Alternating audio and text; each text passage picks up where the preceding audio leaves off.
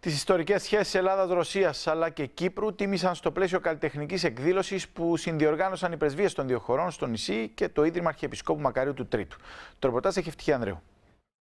Καλλιτεχνική εκδήλωση συναυλία με θέμα Ελλάδα, Κύπρος, Ρωσία, πολιτιστικές σχέσεις βαθιά ριζωμένες στην ιστορία των αιώνων πραγματοποιήθηκε χθες βράδυ στη Λευκοσία. Βρισκόμαστε απόψε στη μεγαλειώδη και μοναδική αυτή συγκέντρωση για να τιμήσουμε τη συμβολή της Ρωσίας στην Ελληνική Επανάσταση και στην αναγέννηση του έθνους, αλλά και γενικότερα μέσα στο πλαίσιο των ευρύτερων εορτασμών για το πολιτιστικό έτος Ελλάδας-Ρωσίας.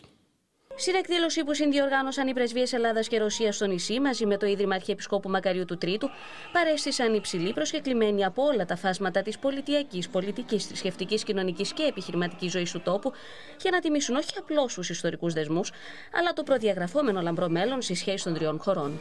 Η πρωτοβουλία αυτή επιβεβαιώνει ότι οι διμερείς μας σχέσεις έχουν διαχρονικό χαρακτήρα και δεν επισκιάζονται από οποιασδήποτε πολιτικές συγκυρίες.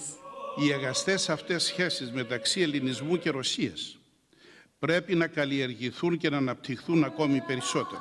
Σύντομα ξέρω πως στα σχέδια του κ. Πούτιν είναι να ταξιδέψει στην Ελλάδα. Ελλάδα, Κύπρος και Ρωσία τιμούμε τους μακραίωνους δεσμούς μας και οικοδομούμε σταθερά ένα μέλλον συνεργασίας με κατανόηση στις διαφορές μας, αλλά και επιδίωξη των κοινών στόχων της ειρήνης, της ανάπτυξης και της ευημερίας των λαών μας.